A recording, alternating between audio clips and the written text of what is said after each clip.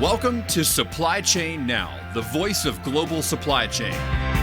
Supply Chain Now focuses on the best in the business for our worldwide audience, the people, the technologies, the best practices, and today's critical issues, the challenges and opportunities. Stay tuned to hear from those making global business happen right here on Supply Chain Now. Hey, good morning, good afternoon, good evening, wherever you may be. Scott Luton and Mary Kate Love with you here on Supply Chain Now. Welcome to today's show. Mary Kate, how are you doing today? I'm doing great. Really excited for this conversation. I feel like it's going to be a fun one. I am too. Is it sizzling up in the Chicago area like it is here in Atlanta? It has been, but we got a random 75-degree day. My AC is off for the first time in a long time. We had an excellent show teed up here today as we continue our limited run featured podcast series entitled Making Better Supply Chain Bets with the Power of Probabilities. So we've been partnering, as you know, Mary Kate, with the Noodle.ai team on this project. We've heard a ton of great feedback from across our global audience. And in today's installment, we're going to be talking with two incredible industry leaders as we dive into the key topic of how can organizations find more success by leveraging AI in a more effective, targeted, and impactful manner. And hey, how can those laggards catch up? Because the gap's getting wider and wider. So folks, stay tuned for what should be an informative, enlightening, and entertaining conversation. Mary Kate, should be a good one, huh? Yes, and I love the title about taking bets, right? It's all about taking the right bets with the right technology. So I love that. That is right. And as we always like to say, if you are in Vegas anytime soon, bet the farm on Red 19, okay? Don't blame one day. It's going to hit one day. It's going to hit one day. All right, a lot of good stuff here today. Let's welcome in our wonderful guests here today, Kevin O'Meara, co-founder and chief research officer with 0100, and Michael Ciatto, chief operating officer with Noodle.ai. Kevin, how are you doing? I'm great. I'm happy to be here with you guys. It is a beautiful afternoon. It is, and it's great to see you in Atlanta not too long ago. emceeing a wonderful event, so looking forward to your perspective here today. And Michael, wonderful to see you again. How are you doing? I'm doing quite well. I'm actually in Atlanta suffering through the 93-degree heat. So do not have the benefits of Mary Kate. I do have AC inside, so I'm surviving quite well. Well, you look like $1 million, and great to have you here today. All right, so Mary Kate, we've got a wonderful tandem here, but we're going to start, before we get into all the AI stuff, right? We're going to have a little fun first. And I'm going to start, Mary Kate, with Kevin, who calls Key West home at least part of the year, and that makes us all a little bit jealous here. We love Key West. So for you, Kevin, what is one aspect of living in the Key West area that you think goes underappreciated? That's a good question. And it's an easy one in a way, because everyone thinks Key West is a big party town, which is valid. I won't deny that. But it's a military town. We got Key West Naval Air Station. I'm getting fighter jets flying over my house all day long, all kinds of Coast Guard and all this other stuff. So for me, I think Key West is a Navy town first. And there's a whole bunch of that makes it sort of not just a party town, but actually a really important town from a military standpoint. That's right. I love it. And, you know, we love Key West. Last time we went, Kevin, we did the touristy thing. We went and saw the sunrise. Is it Smathers Beach? Smathers Beach, you know it. Okay, so listeners, if y'all go to Key West, you'll do something cool. Go check out the sunrise on Smathers Beach down there in the Key West area. All right, so switching gears here, Michael. I'll tell you, I've heard all kinds of incredible and intriguing hobbies that we all uncovered during the pandemic when we had a little more time at home on our hands. But this is a new one. So our team tells me that one of your hobbies during the pandemic was starting a foreign exchange trading hedge fund. All right, tell me more, and how'd that turn out? So it's still in operation. It's actually performing extremely well. We're at about 23 months of public investment. Investors have received just under 46% returns. So I think the investors are really happy. But my background was in finance, right? So I went to school for economics and finance, did some work on Wall Street and SPACs and new issues. And then the collapse of 2008 happened, which pushed me into consulting, bankruptcy restructuring, and private equity and supply chain. But I've always been interested in finance. I was surrounded with a great team at the time of portfolio management consultants, people who really knew algorithms and forecasting capabilities. And we said, why can't we take a generic optimizer and start trading? COVID highlighted our ability to trade on volatility. So using the VIX and SPXY, and it was super successful. And we said, how do we take that out to a different market? And obviously the Forex market is the largest and most commonly traded and most open, like 24/5 market in the world. So my internal builder, as team members will tell me, decided to say, hey, we can go build a company by ourselves. And we spurned some investment from Wall Street to buy the algorithms. And we established our own hedge fund with partnership with Satoshi Capital. It's been extremely successful. So it's great to do interesting things that are analytically in nature, but with people that you really enjoy working with. And that's always kind of been my career path. So it fits actually more in line with my studies and my career path than it might seem on the surface. All right. So look, Mary Kate, I got to tell you, that's not fair. I thought our team didn't tell us it wasn't a fun hobby. I mean, goodness gracious, everything Michael touches turns to gold. 46% returns. In just under 2 years, that's net returns to investors. So it's been good. It's not like I can't claim I'm NVIDIA, but it's not bad as an alternative investment class. And Mary Kate, you got a thing for economics like Michael does? I cannot claim one. A little bit. Maybe, some of the things when you get too deep, I can't say that I know how to write algorithms or anything like that, but I love doing small investments on the side or trying out new things. I'm going to be holding on to my Ethereum forever, I think. But, it's fun to do those things. It is, especially get those results. Goodness gracious. And trading on volatility, I think that's a ripped out of the Dallas Cowboy playbook, right? They seem to always be trading on volatility. All right, Kevin, Michael, and Mary Kate, we got a lot of good stuff to get into here. I can't wait to tap into y'all's perspective and your expertise and a lot of your journeys y'all had. And that's where we're going next. So, Kevin, most folks out there know that during part of your journey, you were the chief storyteller for Amazon's last mile logistics organization. And you've done some other really big things in the supply chain research space where you've been a pioneer, I would say, in many ways. Now you serve as chief research officer and co-founder at 0100, which has been on the move. So tell us briefly about the organization, if you would. Yeah, 0100 is a membership-based research and intelligence business that serves chief supply chain and chief operating officers. We focus on digital, in particular AI, and the push to decarbonize supply chains, hence the name 0100, 0% carbon, 100% digital. We've got members like Google, Nike, Walmart, Target, Volvo, Colgate, Cummins, people like that, dozens of others. And what we do basically is gather data, lots of external data, churn it through a data science team we maintain at our headquarters in London, and try to understand how the performance of large companies in using digital, and again, in particular AI, translates into operating performance and decarbonization and basically the quest to try to transform businesses to a digital age. Love it. Noble mission, decarbonization. We got so much more work to do. Mary Kate, your thoughts there? Yeah, I just like this idea. My career has been in these kind of membership, almost research funded organizations as well. So Kevin, I bet you and I can talk even more offline, but I love hearing about organizations this large that need to have these research insights that maybe don't have the capability to do it on their own, joining organizations like yours, right? To get those insights at a kind of higher level too. You'd have to work collectively to get some of those insights, right? Excellent points there. Let's switch gears. Michael, now you have moved mountains across industry in your 15 plus year career, including your latest book we were talking about pre-show here, Tribal F's Up Digital. Folks, go check that out. It's very popular, resonated well with the market. Michael, prior to your current role, you spent time at organizations such as Genpact, Barkawi Management Consultants, and you've established quite a leadership track record driving transformation and growth. Hence, your pandemic hobby that's really no longer a hobby. That's not fair to call it that. Now you serve as Chief Operating Officer at Noodle.ai. So tell us briefly about our friends there. I got introduced to Noodle, obviously, through my role as the CEO of the supply chain team at Genpact. We were looking for technology partners that had a similar mindset, that while AI is an important tool, how it gets embedded into process and how, more importantly, it's focused on user adoption is critical, because those are major failures in all digital investments, particularly in the supply chain space. Noodle spent about 8 years being an AI company of everything to everybody, right? So very, very smart people focused on a platform that could solve any problem, whether it was material flow analysis, forecasting, finance, EPS predictions.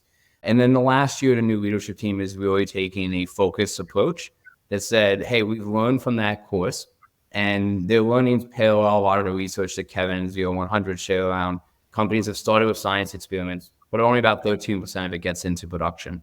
So a key aspect of what drew me to Noodle is the opportunity to really have a focused product that is unwinding or intentionally trying to change two things.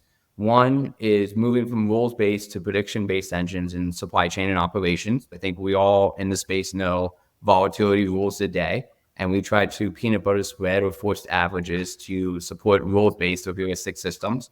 And that's not the wave of the future.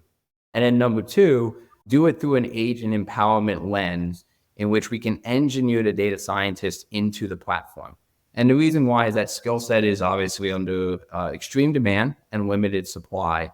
And that creates that bifurcation in the organization between the domain and functional leads versus the analytic AI centers of excellence teams.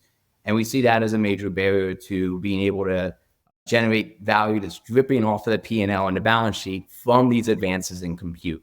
So that's what was really exciting to me. Obviously, we got some great investments and backers, great leadership across industries, which bring in different perspectives. It's been a very exciting journey. And as my introductory conversation said, anything that allows you to use advanced math to solve a problem in a different way is always intellectually attractive to me. So super excited to be part of the Noodle.ai team and the journey that we're headed down.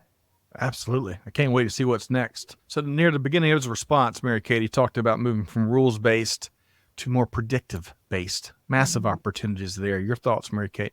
Yeah, I mean, I think that's kind of a common thread amongst multiple industries, right? As we see so many events happening that we can't predict. Or, I was working for a paper industry that was pretty steady. One of our products was toilet paper, right? And it was like, hey, this is pretty predictable. We know how much toilet paper people are going to use. And then COVID happened, and even our business wasn't predictable anymore, right? So I think a lot of our old rules have been thrown out the window. No doubt. And who would have thunk, Kevin, Michael, and Mary Kate, that business schools will be studying toilet paper for supply chain lessons for decades to come? If you unwind the industry, it's actually a problem of optimization, right? Because you have the two different types of resins and the plants that are set up for recycled versus virgin, which goes into residential toilet paper versus commercial toilet paper. And because it's so predictable, to Mary Kate's point, the supply network and nodes were completely optimized to the exact volume output. So as soon as you had that small shift, it goes all the way back to the mills, which is not something that's quick to change. The other half of that is on the demand side, and it's because of the form factor of a SKU in a store, which as soon as people start to do any volume buying, all of a sudden it looks empty. And I literally got this confirmed by Kimberly Clark, actually told me the story in the background. They flew off the shelves, but if it had flown off the shelves in cans of soup, it wouldn't look empty. So people didn't freak out. They freaked out because it looked empty. And it's mainly because the facing of toilet paper is about the same as 12 cans of soup. So that combination, what Michael just said, is that's how it happened. People didn't actually go to the bathroom more during COVID. So all I can say, Kevin, Michael, and Mary Kate, after that last segment is the cool thing about all of this is it gave something that is universal to consumers everywhere. It gave everybody a supply chain lesson and more awareness for the industry that makes everything possible. So Kevin, Michael, and Mary Kate love to revisit that and love that silver lining on a tough time for everyone in the last few years. Kevin will get more into some of the great research you are doing at 0100. And some of that here lately shows that gap between winners as it relates to especially AI for those first movers, those fast followers, and unfortunately losers, and how that's going to widen in this current AI generation, especially when compared to previous digital generations. So Kevin, as we continue to level set, would you set the stage a bit more and expound on what your research shows? Yeah, we've gathered a lot of data and crunched to understand capabilities with digital, in particular AI. I'm sure Mike will recognize this with his experience out there with some of these companies. But those who are ahead in terms of hiring for these capabilities, getting patents on these capabilities, speaking to these capabilities, analyst calls across the board, they're killing it, frankly, in terms of their business performance. We have 34% faster revenue growth for leaders over the average, 2.4 times more accurate EPS guidance, which I think is a great value. Michael, I'm sure you can attest to that as a guy who cares about finance.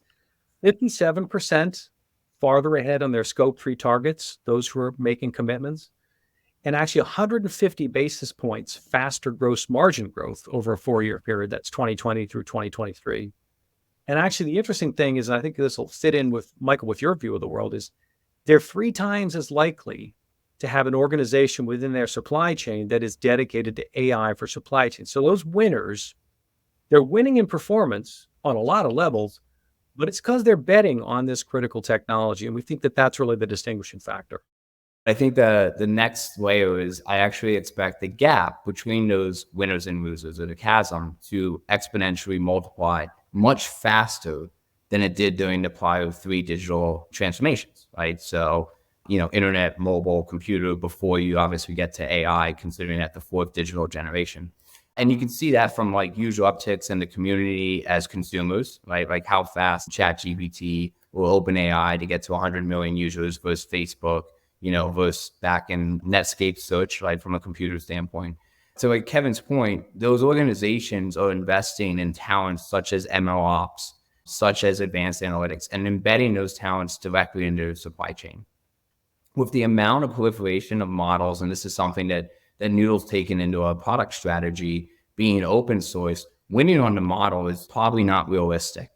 What you're going to win on is getting your data connected and ready for advanced compute, whether that's generative AI, whether that's causal AI grounding, large language models, deep learning, etc. Having an organization that understands what is possible and is consistently thinking big, but aggressively going forward in small bite-sized pieces. And then most importantly, training the model. Well, the more data and the more time you have in the model, the smarter the model gets. The more you leverage agents to take human insights and inject that and label those as features in the model, the more responsive the model gets. So the companies that start fast are just going to keep going. Back in the day, a company would go buy a planning system or a financial forecasting system. They spend 5 years, they'd implement it, they'd have a big step function capability, and then they have incremental improvements very slowly, and then user depreciation, and then they would go and do it again 15 or 20 years later. That's like stepwise transformation with continuous improvement. The new area that we're in is continuous transformation with never-ending innovation, right? And that's because the models can literally learn while everyone is asleep, and it gets smarter and smarter. So the companies that have invested first movers or fast followers, not only do they have the best story to tell to top talent, so they're going to win on the talent war, but as we're all asleep, they're getting smarter and stronger, while other companies are falling further behind. So I just think it's a story of a massive inflection point in which this is no longer something that's nice to do, or you can catch up if you don't start as fast because you can go implement the same APS system someone did 10 years ago. I think this is really truly a story of we're going to see massive consolidation of between the winners and the losers, and footprints of providers is going to radically shift. And a lot of that is driven by open source, and the fact that I don't think models become the differentiator. It's how do you apply your business domain expertise and your data to the models, which the sooner you start, the better you're going to become. All right. So I think we all just gained a certification there, Michael. So I appreciate that. But, he talked about that never-ending innovation, advancing the business when you're sleeping. And a lot of that is powered, as Michael said, by being able to connect your data to all sorts of advanced technology and computing. Your thoughts there, Mary Kate? Yeah, actually, Scott, I was thinking about data too, because Michael, when you're talking, I'm nodding along thinking, yeah, I think the chasm between winners and losers is going to be bigger and bigger, because every day that you're not using your data for better decisions, someone else is, right? And so being able to not only collect the data, but actually harness it by using different models, right? By partnering with different organizations, that's going to continue to make this chasm larger and larger, literally minute by minute. I know, Kevin, you and your team did an amazing job on the Shein case study analysis. Kevin, why don't you take it away? But it's the concept of they use data in a way that other companies haven't looked at it. And now you turn around and it's like Amazon's just launched a discount store to even try to keep up. Players who aren't even on the roadmap, you're not even looking at as competitors, if they move first, they now become a market leader against these behemoths that traditionally had felt like they had a moat due to size. Michael, you're right. The Shein teardown that we did pointed to a bunch of lessons learned about how tech changes business models. But going back to Mary Kate's point, somebody else is going to use your data. Shein is using data from essentially a social media influencer universe that they are sponsoring and supporting to do this incredibly fast fashion development, and then production and delivery system, 6,000 styles a day at 75% below the cost of Gap, you name it. And that is a great proof point of what Mary Kay just said, which is you don't learn how to use your data with the way that the AI tools are evolving today. And Shein is up to their eyes in AI in both the supply and the demand side. You're going to lose your business. All right. Well, you know what? We're going to get to some good news here today, because those are the real threats, as Kevin and Michael and Mary Kate are speaking to. But we're going to dive more into those winners, right? Those first movers and fast followers, and 3 of the things they're doing so that their organizations can be more of a winner by leveraging AI much more successfully, practically, and impactfully. So we're going to go through 3 things here. And the first one, Kevin, I'm going to start with you here. Structured machine learning ops methodology. Tell us what you mean by that first, and then tell us what we should do to act on it. ML ops, machine learning ops, is really a systematic way to bring cross-functional thinking to the application of this technology to grow or protect your business. And really what it comes down to is you want to build a relationship between your ops people, supply chain people, you name it, but who are functional experts, business domain experts, and their IT and data scientist counterparts, in a way that what you're going to do is you've got your business requirements, use case building, where I'm talking about my needs as a forecaster or as an inventory planner. And then I'm working with my partners on the IT side around what data do we have? What algorithms can we build? How do we manage that process? And instead of throwing it over the wall, we get a step change improvement once and that's it. What we want to do is run it, use it, tune it. And I think Michael said a bunch of the stuff that's bang on here, which is this is a different technology, radically different, because it does learn by use. That's the whole point. So the ML ops is a mechanism to use a continuous process feedback loop, continuous improvement attitude, so to speak, that blends the expertise of your ops people, supply chain people, and your tech people, data people, to continuously improve what you're getting out of the system and thereby do what Michael was talking about, which is not just get a one-time bump, but get a continuous capability to get better faster, which is part of the reason you want to get going rather than sit around waiting to see what happens. Connectivity is another theme between the functional side of the business and the technology side of the business, for lack of a better word. Your thoughts, Michael? Yeah, I mean, I couldn't agree more, right? So obviously Noodle's go-to-market statement, right, is we are an ML ops platform, right? That is inherently what we are. We are bringing agent-led interaction with end users to be able to empower those business users who may not be deep in AI to be able to speak in a conversant way through colloquial business language and explaining business situations. And then we use that generative AI front-end agent to then be able to support, query, script writing, and then obviously large language and compute models on the back end. So it's the ability to, again, put the business user in the driver's seat. What we are seeing, companies who are successful, both from my consulting career of 12 years, as well as obviously now as CEO of Noodle and partnering with clients, is organizationally, that's a big change, right? So if you thought moving from a waterfall deployment to an agile deployment was a big change, which was for a lot of companies, moving from an ERP mindset to an advanced planning system mindset or a configurable tool mindset, moving to the ML ops methodology is a significantly dramatic shift because it is one of continuous insights and information. It has to be sustained and ongoing, from defining features for the models to learn from, capturing insights, and even building its own data sets, right? So as business users override models, the rationale and logic behind which they do that becomes its own data element in and of itself. And that requires a different organizational design structure. It also requires much better integration of analytical skills directly into the domain. But we know that skill set is limited. And that's where kind of the agent empowered engagement model helps close some of that gap from a talent availability. It's a dramatic shift. I know that some of the research was published from 0-100, like Procter & Gamble have set up AOI COEs, their throughput's gone up 10x. That's not by accident, right? P&G can go and buy the best tools, the best people in the world. They didn't see the step function because they had the best team and the best people. They saw a step function because they took a materially different way of both methodology of deployment, sustainment, continuous reinvention or continuous improvement or continuous innovation. And then what does that mean organizationally? So MLOps is mission critical. That's an area that obviously Noodle is pivoting our focus to and being an MLOps platform that can support any type of prediction, any type of decision enactment model across a business, not necessarily specifically limited to forecasting or areas that jump off the tongue as this is an obvious area of opportunity. Mary Kate, one of my favorite things that Michael shared there earlier in his response was puts the business users in the driver's seat rather than letting technology take it where it will go. What's our business strategy? What's our business problems? What are our objectives? And then applying technology there, right? Mary Kate, what'd you hear there from Michael there?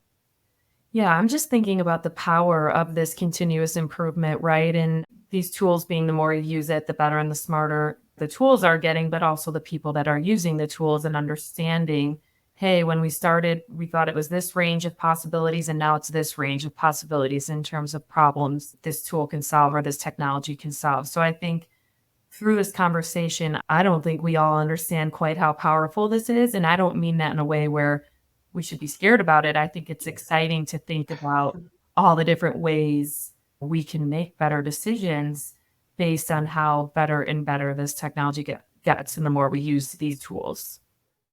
Mary Kate, you and I talked about this in recent interviews, especially with global manufacturers, right? And that's my favorite industry.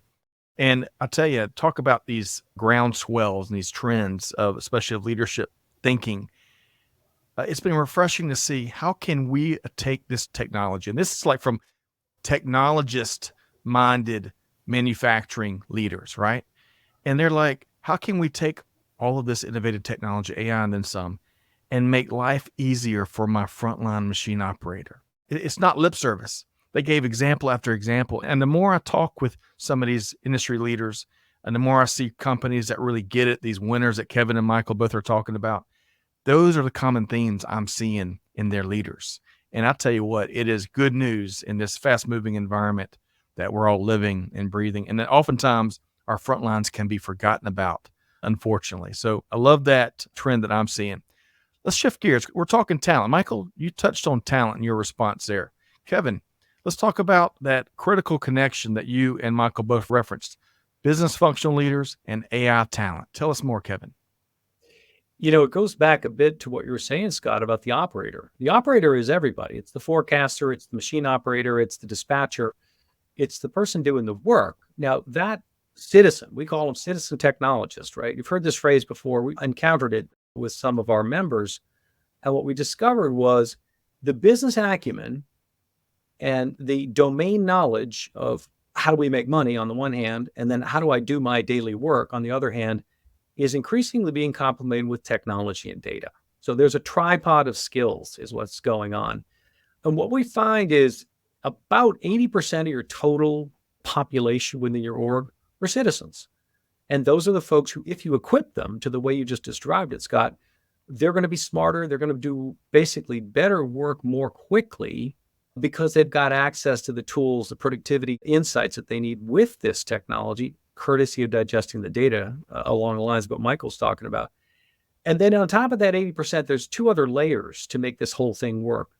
One is something we call translators. Those are people who have a handle on what does data science mean? What does statistics really mean? What are you going to do with, let's say, a light level of software programming? How do these tools actually evolve? But people who can handle business requirements, but translate them into the tech capabilities. And then at the core of the entire thing, about 5% of your group are wizards, people who actually are PhD data scientists or flat out technical geniuses. The transfer back and forth of what business problem I'm trying to solve with my domain expertise and how the tech and data helps me, this goes back to MLOps. If I'm combining that business expertise and the technology expertise, that 80% that's everybody is making the 15% translators that much more effective at bringing business knowledge into the tech design center. And then that 5% of wizards at the core is able to much more quickly understand what should they build and how is it going to help. So that feedback loop gets faster and faster to the extent that you build this intentionally. Blessed are the translators and the wizards. I think that was one of the missing beatitudes, if I'm not mistaken, Kevin. Michael, I love what Kevin just laid out there. Your thoughts there? Building off of what Kevin just said, going back to the beginning, it starts with data. right? And how many times in organizations have we seen bad data in, bad results out, right? And then the business user is like, I can't explain this, I don't trust it. And immediately what happens? You go off of script, you go off a system, off platform, you go back to your blankets of security or comfort, which is your own little Excel model. And all of a sudden you have a disconnected decision-making process across the organization. So I think we need to train people, to understand what are the new skill sets they need to have, to Kevin's point, but also help business users or citizens or the operators understand what's possible, right? And giving like a real simplistic example in personal life.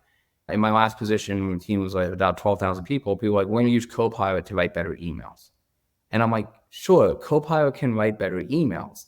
But if you start learning how to prompt it, it can start injecting statistics. It can start changing tone of how the email works. It can start achieving what are you trying to get out of a meeting.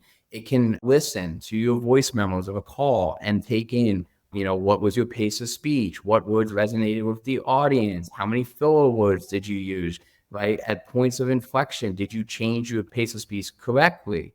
One of the large ERP companies came out with Joule. And they're like, we can use generative AI to go query the next expired lot. We can use it for data retrieval. There's value in that. That's like the tip of the iceberg of what this can do. So the people have to be at the forefront to understand it starts with how are humans now able, not with IT's help, not with another division, but as a business user to help cleanse and add insights into the data that you have in institutional knowledge. And the next thing we have to do with the people is how do you prompt these systems? Right? So if you truly have a business question, around growth or around changing a supply network, et cetera, don't limit it to, hey, I'm trying to optimize my supply network, right? What should I do? Sure, that can feed a chat agent and generate an outcome.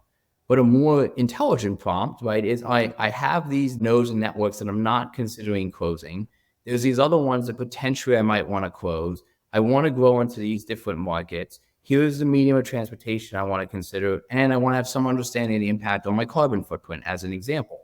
What does that network look like if my win strategy is A, products have to be delivered in 48 hours, B's I can win on a day or 2 weeks? That prompt allows the engines to do a lot more.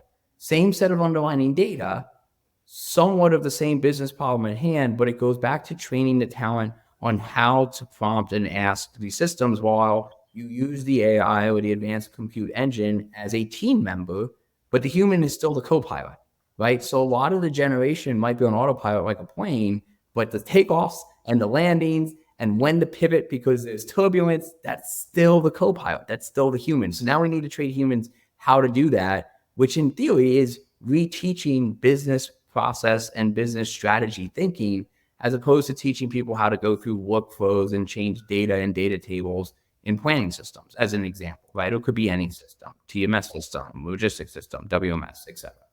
So getting back to those basics you talked about, teaching businesses strategy and what we're trying to do. Mary Kate, also what I heard from Michael there, prompt engineering, one of the fastest growing aspects of professional careers. Y'all check that out, listeners and viewers out there.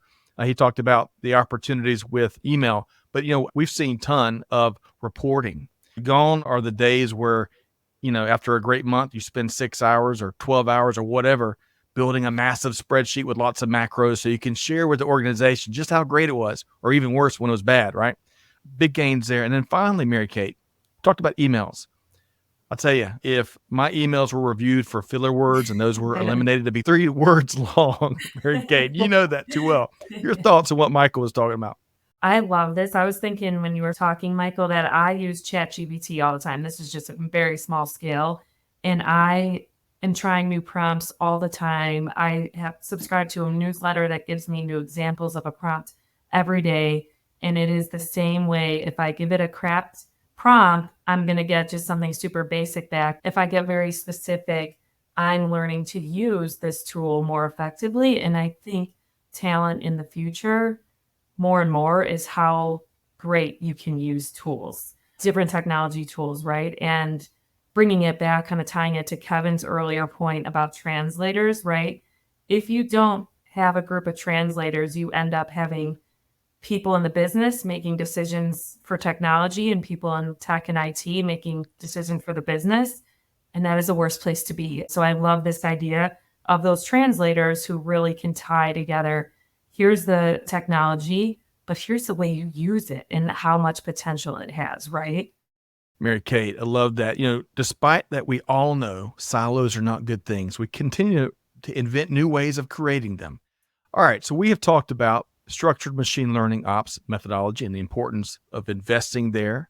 We've talked about connectivity between business functional leaders, that side of the business, and the AI talent, right? Mary Kate, you just spiked the football on that. And then nextly, Michael, navigating change management. What is old is new and highly critical again. Your thoughts there, Michael?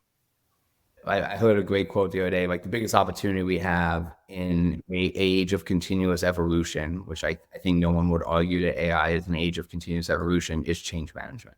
And we've watched for decades that even advances, whether it's in supply chain, whether it's in finance, whether it's in, sales and ad and martech, like if the users don't understand the tools that they're being provided with, or they feel like there's a potential that they're exposed, like as a perpetrator, because they don't understand how to use it, they will fight tooth and nail to protect the status quo and what they feel comfortable in.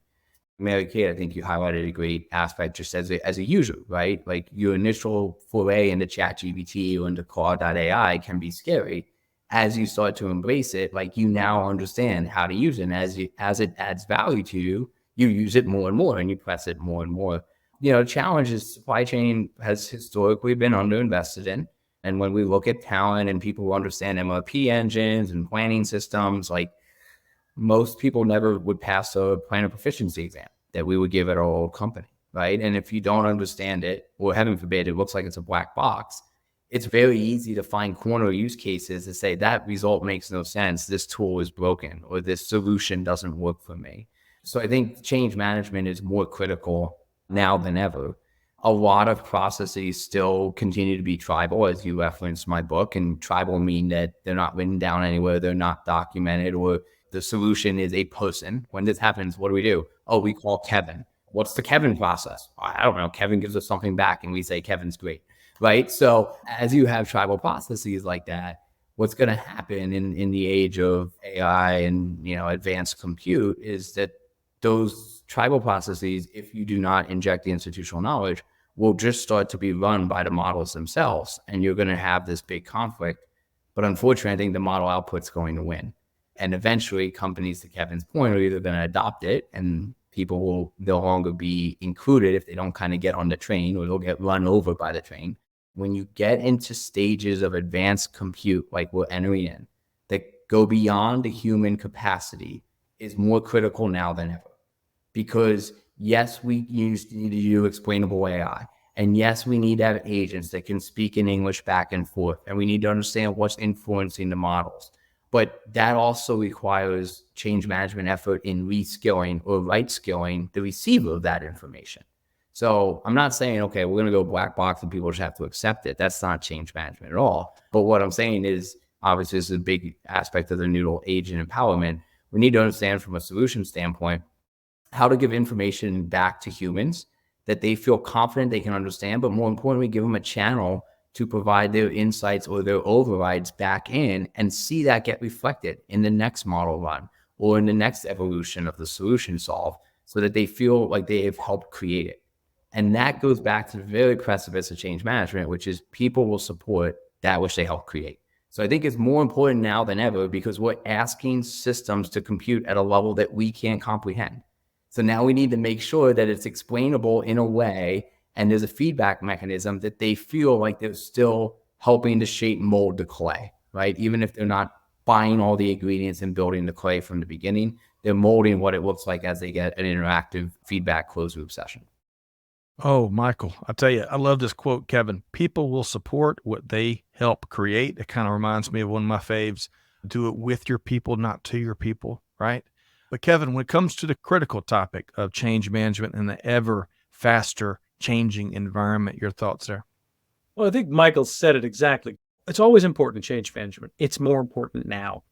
I think the agent empowerment that Michael's talking about, that's a little bit of a clue to how important it is, because the technology in an agent empowerment way of looking at things is about making the agent more powerful. It's about using that business knowledge more effectively. So I agree that it's critical. The interesting thing is if you break down the how of change management, there are really basically two components. And component one goes back to what we were just talking about with the citizen technologists. It's training. The companies who've invested effectively in this, like a PepsiCo or an Intuit, or Alibaba, in fact, not only has their own training programs for tech, they're letting their customers and their partners use that same training program. So people feel empowered. They feel like they're part of the process, to Michael's point. So that's number one, the training. Invest in that, and you stand a chance of having buy-in and, by the way, empowering those agents more effectively with the tools you're rolling out.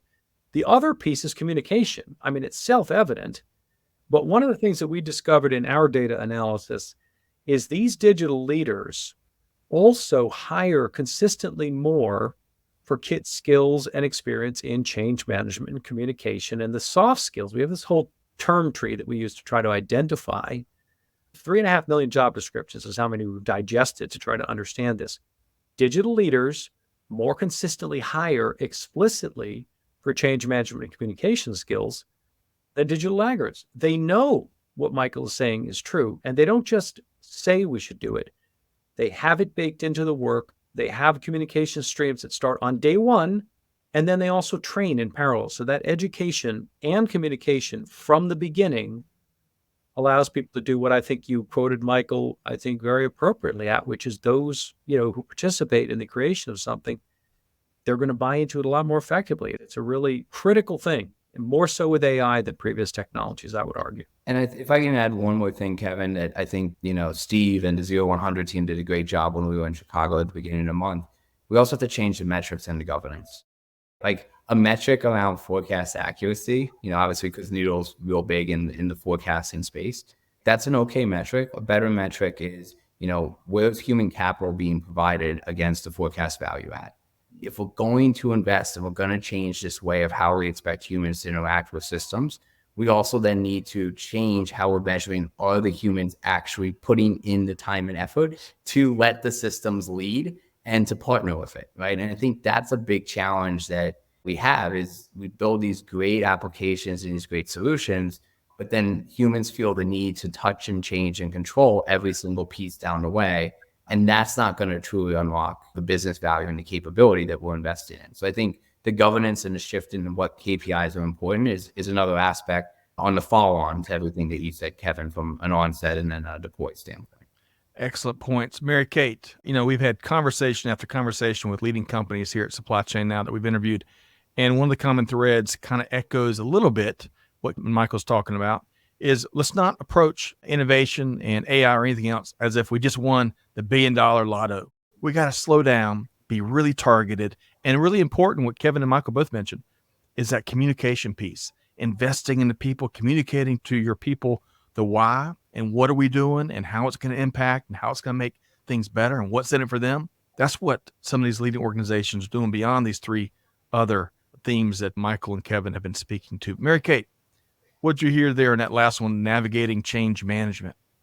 Yeah, I think to sum it up from both Kevin and Michael, it's you can't undergo any type of digital transformation without change management, right? So you can't transform your company without understanding how you're going to manage that from a people perspective, right? And having leaders on the team who know change management, who know how to communicate. So in an era where we're so focused on technology, those soft skills, as Kevin said, are still important, if not even more important, right?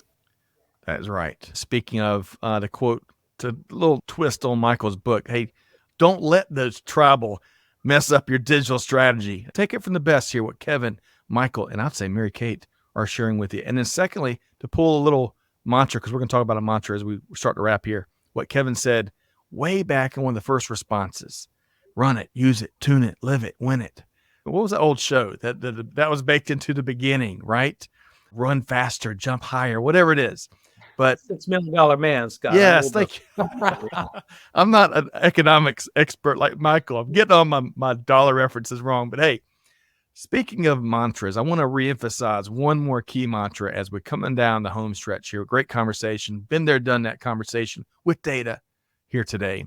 And that key mantra, and when it comes to how companies should embrace AI, is this: think big, start small, scale fast. Kevin, what are your thoughts?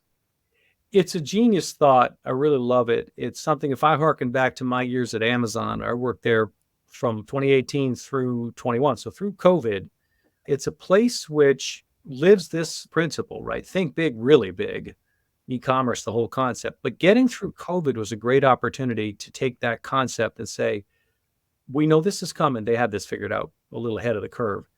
Let's quickly get our heads together and figure out how to scale into this opportunity of people buying from home and make sure that people won't starve and won't be, lacking for medicines.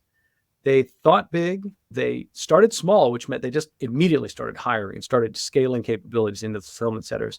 And scale fast, I forget the number, but we hired something like 100,000 people in 2 months at Amazon. So very much think big, start small, scale fast. I'm grateful to our drivers in particular, and people in the FCs and delivery stations for being out there and dealing with the challenges. But that's really an outcome of that exact philosophy, Scott. I really admired my colleagues for stepping up and dealing with that. Well said. And to our listeners and viewers out there across our global audience, hey, folks, there's a ton you can learn from big companies. Don't say, well, we're too small, this, that, and the other. Hey, study. And I know, Kevin, it's been a big part of your journey with all kinds of lists that you can learn from these big public companies. So don't sleep on that. Excellent stuff there, Kevin. Michael, when you think of the mantra, think big, start small, scale fast, your thoughts? Yeah, I mean, I think you have to set a North Star of something that you truly want to be as disruptive and a competitive differentiator as you think big. When I say start small, that means you're releasing pieces of capability in digestible bites, but those pieces should all be connected or streamed to like that big goal. I was just actually speaking with a client the other day, and it's like, I want to move to 80% forecast accuracy, not for forecasting state, but because I want to get it to essentially no touch. And I want to be able to deliver a realistic commit and promise date and allocation to my customer real and live. That's a big vision of how you're changing your customer interaction, both from your supply chain through your sales and commercial team to the end customer. But there's 5 or 6 steps across kind of like the SCORE model or the 0-100 supply chain infinity loop that you would want to connect in a power stream to get to that big vision. And then I think scale fast is mission critical, right? Because we said it earlier, if you're not doing it with your data, you're not doing it in that business function, somebody else is. It's a potentially game-changing situation for your long-term sustainability as an enterprise. So I think we talked really about putting in that machine learning operation methodology and platform to be able to scale multiple different use cases. And then really that heavy focus on the organizational design and empowerment, which even ties back to Kevin's story at Amazon. Move quick and scale fast was all really people-centric, even in that story from an ops standpoint. So I think it holds completely true, and in this space, probably more so than others. Well said. Completely agree. And, one key element from both of their responses there, Mary Kate, taking friction out for your consumers, your customers, your team members, right? 99.9% want to perform at an extraordinarily high level. How can we enable that to happen easier? Hey, your suppliers over there, they want to perform. Let them know how to do it and take friction out and get obstacles out of the way. Elements of what Kevin and Michael are talking about with this think big, start small, scale fast. Your thoughts there, Mary Kate? Small companies, I think, naturally have this motto, but big companies do too. And it's important to always embrace this. I remember at a startup I was at, we used to say, we reserve the right to get smarter. And that was basically like, oh, we messed up, so we're going to change and we're going to do this better. And I just like that attitude of we can start small with this really kind of big end goal in mind, but you have to start. You can't just have the end goal in mind. You've got to start and take a lot of different bets, if you will. That's right. Well said. I like that motto, Mary Kate. And also, another one we and a lot of folks have used, especially on those tougher days, hashtag startup life, Mary Kate. Yeah. That's what some days are like. All right. So great conversation. Just like I knew, there's so much here. I wish we had a couple more hours and a few beers to dive a little deeper with both of y'all, Kevin and Michael. But let's make sure folks can, because both of y'all are leading dynamic, growing organizations that's in many ways changing industry, helping to power those critical connections that made an appearance throughout today's conversation. Michael, let's start with you. How can folks connect with you and the Noodle AI team? And also, where can folks get your book? Noodle, obviously foundable by searching Noodle.ai on LinkedIn or Noodle.ai. So www.noodle.ai. We actually have an AI challenge on the website and some freemium opportunities with regards to forecasting. So great actually landing page to start interacting from an AI standpoint. I'm accessible through michael.ciatto@noodle.ai. From an email standpoint, we'll be with Kevin and the 0100 team in October in San Diego for the 0100 live event. So obviously you can meet us there. Great collection of thought leaders in the space.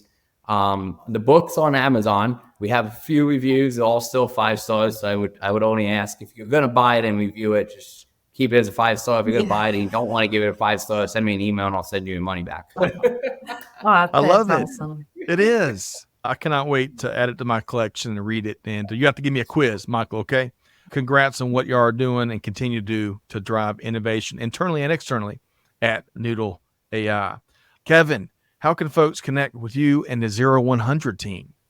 Well, of course, you can come to San Diego for the book signing that Mike will be hosting at our live event in San Diego. But our company name is simple as pie. It's 0100, ZERO 100.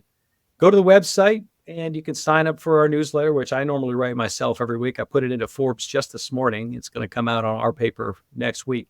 Or if you want to contact us directly, it's really pretty straightforward. hello@zero100.com. Or if you want to contact me, it's Kevin@zero100.com. That's ZERO100, the number.com.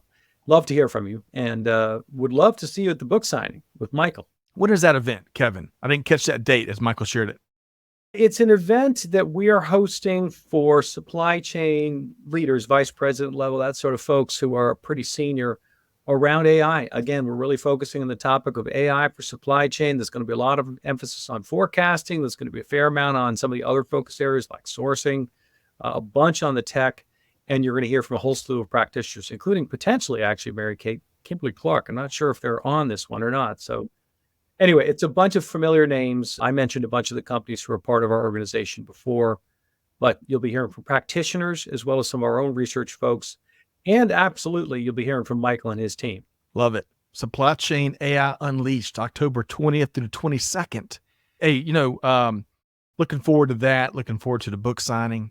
Mary Kate, looking forward to folks checking out this episode. Outstanding episode. Lots of actionable, proven key takeaways from Michael and Kevin. Speaking of takeaways, Mary Kate, your patented Mary Kate Love takeaway. You got a lot to choose from. I wanted to go to the digital leaders being change management or this group of translators, but I'm going to bring it back to thinking about our title too and about bets, right? And how we've all talked about this winners and losers and this kind of gap becoming bigger and bigger. And it can be solved by enabling people on your team to be able to take bets, right? If you can take bets with the right technology, you will be a winner. It's all about taking those right bets, including the one that Scott put about Vegas in the beginning too. We gotta always throw that in there, right? Red 19, folks. Yeah, Red 19. Red 19. I gotta write that down next time. I really appreciate that. I tell you, the costs of being a laggard, whether as it relates to especially AI, are only going to get greater and greater, folks. There's a lot of fear out there. Hey, lean into it. Lean into that discomfort zone. Lean into organizations like we have here with Noodle AI and 0100. There's lots and lots of learnings, powerful learnings that will benefit not just your bottom line, your innovation processes, but most important, my favorite, is your people, right? Making their days easier, more successful. So with all that said, I loved your key takeaway here today, Mary Kate. Let's thank our outstanding guest, Kevin O'Mara, co-founder and chief research officer with 0100. Kevin, great to have you here today. Great to be here. It's been a lot of fun. Love to do this again sometime. I cannot wait. And Michael Ciatto, chief operating officer with Noodle AI. Really have enjoyed your perspective here today as well. It was my pleasure to join. Nice to meet you, Mary Kate. Great to see you again, Scott. And thanks for throwing me some softballs, Kevin. Well, kidding aside, congrats on the book, and really appreciate Noodle AI's partnership on this series that I think has provoked a lot of folks. We've heard a lot of feedback from. And if nothing else, if we're, Mary Kate, helping to create the conversations and the dialogue, hey, that's a good starting point, right? All right, Mary Kate, love, always a pleasure to knock out these conversations with you. Thanks for being here. Yeah, thanks for having me. And most importantly, big thanks to our global audience for being a big part of our community and our journey. Keep the feedback coming. We're very grateful for your support as always. Hope to see you in San Diego. But whatever you do, folks, here's your homework. You got to take at least one thing you heard here today. Kevin and Michael and Mary Kate dropped a ton of, again, actionable brilliance, I'll call it. Take one thing, put it into practice. Your team is ready to change how business is done. Lip service leadership won't cut it. Deeds, not words. That's what we got to do. So on that, on behalf of our entire team here at Supply Chain Now, Scott Luton challenging you, do good, give forward, be the change that's needed. And we'll see you next time right back here at Supply Chain Now. Thanks, everybody. Thanks for being a part of our Supply Chain Now community. Check out all of our programming at supplychainnow.com and make sure you subscribe to Supply Chain Now anywhere you listen to podcasts. And follow us on Facebook, LinkedIn, Twitter, and Instagram. See you next time on Supply Chain Now.